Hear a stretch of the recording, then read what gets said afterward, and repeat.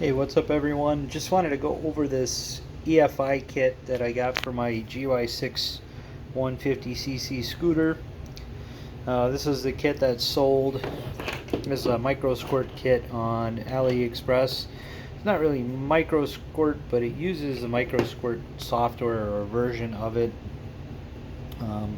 So far, pretty impressed with the kit. I have had it wired up, powered up, hooked up to the laptop, verified all the sensors are working. Seems to be working so far. I was able to pull the bass tune off of it and save it and back it up as they recommend and play around with the tables. So it looks pretty straightforward.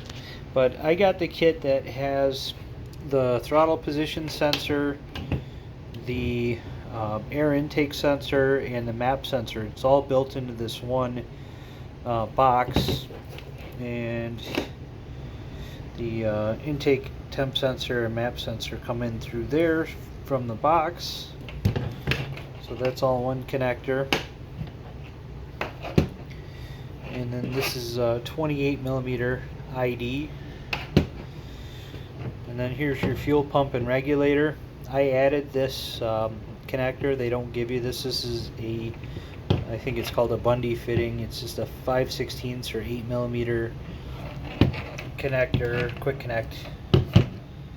So that's for the fuel pressure side. I'm going to make a custom fuel line for that. Get your 6mm feed line from the tank. So you'd want to go from your tank to your fuel filter to that, and then this is the return line, which is 8mm or 5/16. So you'll need to add a return line to the top of your fuel tank. And then it comes with a DC CDI box, but when you're using the DC CDI, you're giving complete control of the ignition system to this. You don't have to use this. Even if you have it, you don't have to use it. You can run the ignition off the stock CDI. You just need to tap into the blue wire from the pickup. And then you tap in with this. That gives the signal for the injector pulse, but it also gives the signal for the ignition timing. So I got the kit with a motorcycle size, so it's a M12 thread oxygen sensor. It's a narrow band. The narrow band is going to help for compensating fueling while at idle or cruise. The way this works is it's going to rely completely off the tables for wide open throttle. So under heavy acceleration, it's just going to go to tables, and you will need to calibrate those. So I sent the seller a message just wondering if there was a way to integrate a wideband in here, and they said no. So I don't know how accurate that is. You can data log all the sensors that are hooked up to this, but without being able to interface a wideband, data logging off this is not going to happen, or it's not going to be worthwhile. So I do have another solution for that, and I'll post that in a separate video. Just wanted to go over the intake manifold. This was supplied with the kit for Gy6. They just took a stock manifold and machined it and epoxied this nylon injector fitting to it, and I think that's like a 24mm opening. Well, I have a 232 Tata motor, mostly Tata parts, but it's 232 with their big valve head, so it's got a 28mm port. I designed and had this guy made, so this is all my design. Came out awesome. Goes to a true 28mm port with an O-ring to seal it. Still has the flange to seal up around the cooling shroud. So it's a 34mm roughly outside diameter.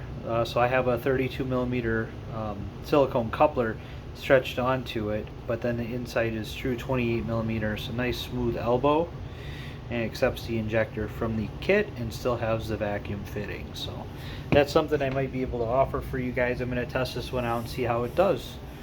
But as far as hardware that they give you a M12 nut to weld to the exhaust for the O2 sensor. I ordered a stainless bung because I do have a stainless exhaust. They give you a throttle cable.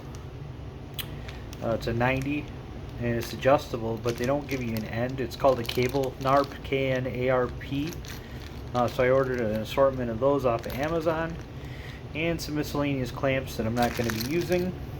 But other than that, it's a pretty complete rundown. There's the cable for hooking up to your computer to do the tuning and data logging. Also forgot to cover this guy right here is actually a temp sensor.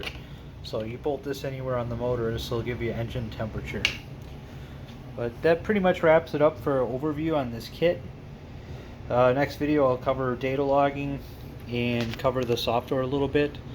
And then the following video will be this getting installed and actually up and running. So thanks for watching. Let me know if you have any questions.